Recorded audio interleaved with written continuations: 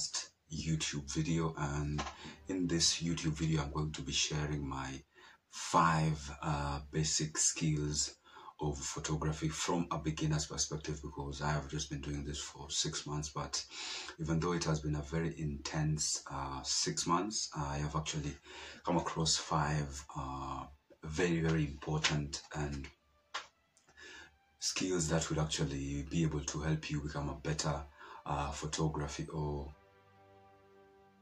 photographer.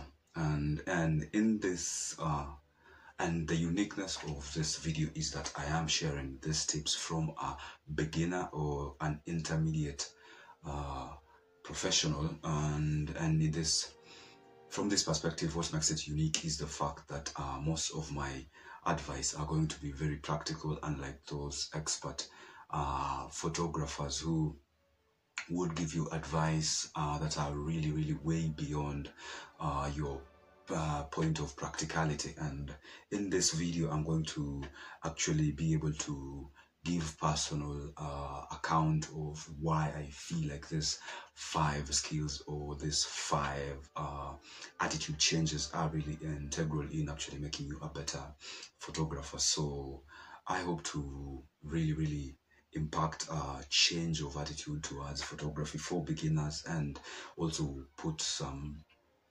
energy into your venture as a photographer.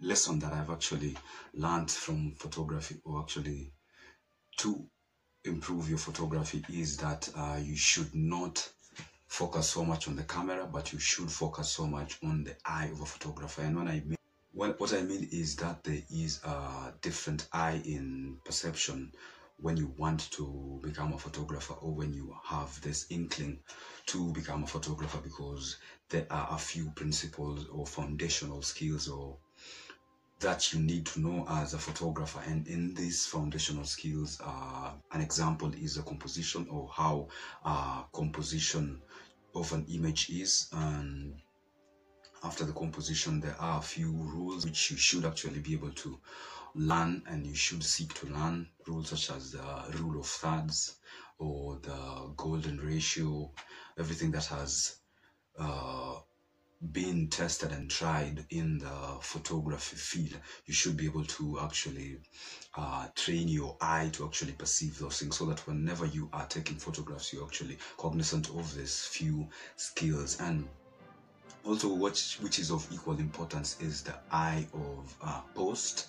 And when I say that, I mean the eye of being able to actually see how you will edit your photos in post. And this is actually important because some of the times you might not have the equipment that you want. Because for my instance, I'm using a huawei Y5 2019. This is a phone, and it is built to be a phone, not a camera. So most of the controls are actually restricted, so I cannot be able to tweak probably the ISO or the exposure compensation. But sometimes I can, because there's a pro mode, but it is not to the effect of a camera such as a Nikon or a Lumix, or even the extent of a Leica, for example, of which I don't have at the moment. But still, I really am passionate about photography, and I believe that you are equally passionate about it. So this is good. When you have this eye of post, you can be able to actually know how to balance for instance, if your phone doesn't have the depth of field capacity, you can be able to blur it in a software later on. But now you should actually be able to know how to put a foreground, a mid-ground, and the background in balance while you're shooting. So you should always have an eye for photography, so that you don't heavily rely on a camera, which is just an equipment, and without the skill set that is required, or that eye of a photographer, you might not be able to deliver a high quality photograph or video if you are a videographer. So the depth of having an eye actually comes from the heart. So what I mean by that is that you should be able to express your feelings or your emotions through your photography. That is actually the essence of photography, and this actually is explained by the famous maxim that people say that photograph is 1,000 words or something to the effect. So you should be able to actually express your feeling. Even if you're just shooting landscape, you should be able to express what the sunset, for example, if it's a landscape for a sunset, you should be able to actually express how you are feeling at the moment, so that when somebody picks up your photograph or when they're seeing them through whatever device they're using, they can actually be able to relate to how that photographs made you feel.